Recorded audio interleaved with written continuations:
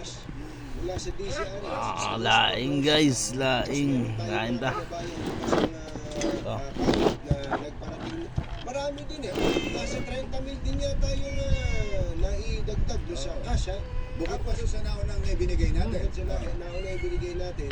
Pagkatapos po nun, ang Sige na yung chicken leg mo. DSWD, pinuntahan po sila. Kaya na yung Ni chicken leg mo. Undersecretary Yuli Aguilar. Kasi naubos ko na yung sa akin. Secretary Rex Gatchalian at personal na nakita ni Yusek kay Yuli, yung pong kalagayan nila. Kaya yung tulong sa Mga nalaga po. Dapat maham tayo. trabaho na sustainable. Para Ano pa? No? Sarap yung ano to. Pampers. Sarap. Tapos binigyan din po ng cash ng DSWD.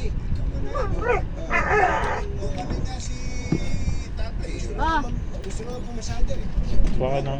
Di po ba? Yan po yung halimbawa ng pag nakikinig ka sa Ah. DCRH, hindi mo Daniela. akalain. Hindi mo akala mo na masaya ka lang, nakakarinig ka ng mga update sa mga balita. Minsan Saan yung nakikinig kutsara ka nito? sa amin. Kaya minsan natutuwa ka sa amin. Oo, pero hindi mo mamamalayan yung palang mismong problema mo masusolusyonan sa pakikinig lang sa DCRH. Hindi mo pa hinawakan ang nangyayaan ng kamay. Hindi pa tayo marami na hong mga patotoo dyan sa mga nakalipas. Hindi pa ho dito sa DCRH, nasa ibang istasyon pa kami ni Kumpachero. Marami na hong mga patotoo. Marami nang nagpatotoo. May mga bulag na nakalakad. Tingnan nyo na. Isip-isipin nyo po. Nangabingi na nakakita na po. Di ba? Saan ka ba? Dahil Gagaling! lalakas! Bumabagas pa! Yan ang sinasabi natin sa inyo.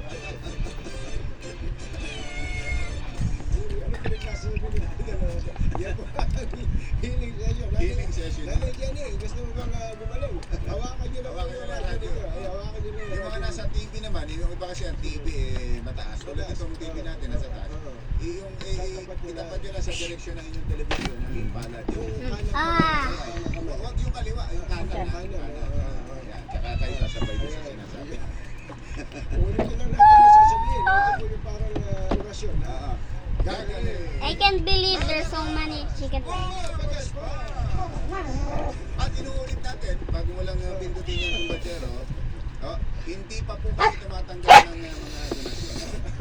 Hindi, yung mga gustong magpadala ng... Kasi ganun eh, pag may mga gumagaling, sa kagustuhan, sa kasiyahan nila, tulungan nila sila. Nagpapadala. Gusto mo na sa ang chicken leg Ay, mo. kami po, hindi pa. Hindi pa po kami tumatanggap. Ang ham. Hindi yan. May bahala. Ano natin? I-try natin yung ano eh. Not guilty! Not guilty. Ang ating word of the day. Mga alaga. So, tinutulungan po ng pamahalaan ng patuloy na pagpapalakas ng sektor ng enerhiya para matiyak ang matapag na supply at ating kayang kuryente para sa mga Pilipino. Ba't ako nagpapasin? ng Kaliraya, Botocan, Masarili nga, chicken leg. Power Plant o Spicy. CPK sa Panginoon. Tubig. Panginoon na sumisikap ng administrasyon na makamit ang pamatagal ng energy reliability at affordability. Kaya naman lalo bang Chicken. ang mga polisiya, Chicken. ayon sa Panginoon, Ang agaw nga kinalaga, lupad eh. Man. gamit ang sobrang kuryente Sana chicken Lumilipad yung arto. alaga ko. dito para makalikha ng Yan ang dara ko.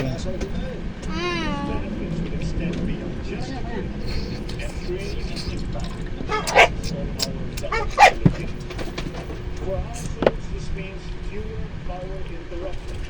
For hospitals and schools, it means fewer service disruptions. As for our workers and entrepreneurs, it means time saved, productivity gained, and opportunity found and sustained. In these ang tinig ng Pangulong Bongbong Marcos.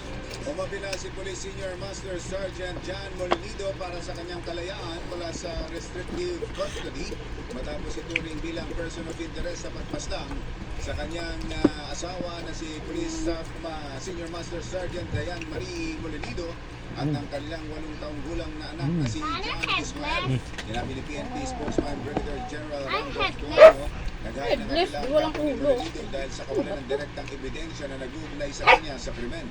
Ayon kay Attorney Cristobal Rimando, legal counsel ni Sargento John, napadala ng kanyang kliyente sa krimen lalo na't hindi rin siya idinadawit. Inom na dito, inom na.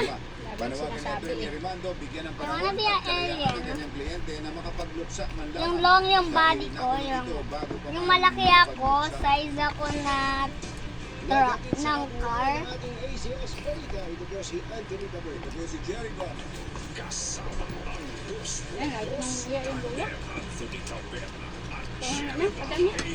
Ma, chicken arm talaga to.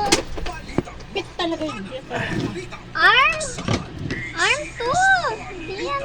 Arm guys, arm. Manufacturing Corporation, ISO Pangit ka? certified. Maker ng world-class quality pride detergent. Tapat mo nga hair pan sa atin. Ang laing.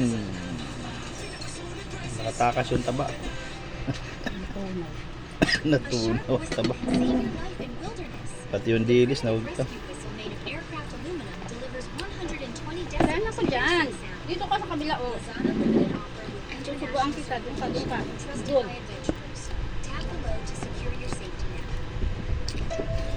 Lasing.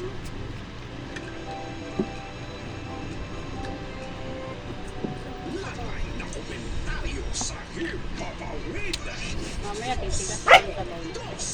Pinitin ng... Bayan. Dos por dos. Mahataw na mga balita at impormasyon. Dos por dos. Ating ating lasapin ang hagupit na dos por dos. Lambot guys. Labing limang senador na bawang miyembro ng majority bloc ang lumagda sa Senate Resolution number 256 na kumukundina sa mabagsik at matinding komento ng Chinese Embassy ayon sa mga opisyal ng Pilipinas kasunod ng mainit na debate at pagkakailang posisyon ng mga Bibigyan ko yung alaga ko. Paborito na ako. Ang kontrobersyal na resolusyon ay sinalubong ng mga balakid sa plenaryo ng Senado matapos questionin ng ilang miyembro ng minority bloc ang nilalaman nito. Agad. Dalawang beses sinuspindi ang sesyon ng Senado dahil sa matinding pagkatalo, partikular sa pagitan ni Senador Kiko Pangilinan at Minority Leader Alan Peter Cayetano. Ngunit matapos ang 3 oras na interpretasyon ay inaprubahan din ang resolusyon.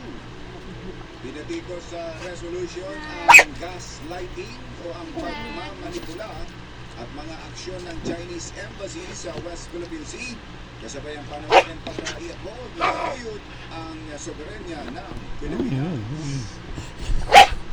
Isyu ng bayan.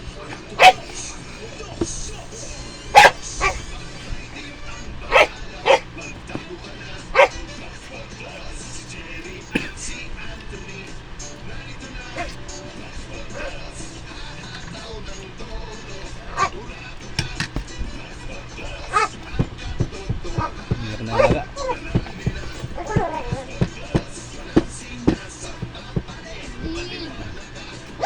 Anong letter to?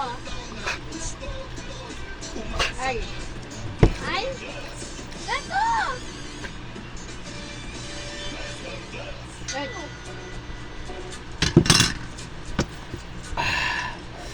Ito yun! Asan? Ayun yung letter yung sa katabi. Di? Z. Di mo alam letter to? Ito po si Anthony Tabor. Ito po si Jerry Yun, Gomez. yung Ito grade. po sila sa inyo ang Dos por Dos. Balik ka. Sa umaga ito ng Hoy! Ay, anong letter to? H. Ito. DZRA. Alitan. R. Sila kayo at gusto sana namin ibalita sa amin, puro kaligayahan na lang. Kaya natin pag-usapan ang mga alitan. Alitan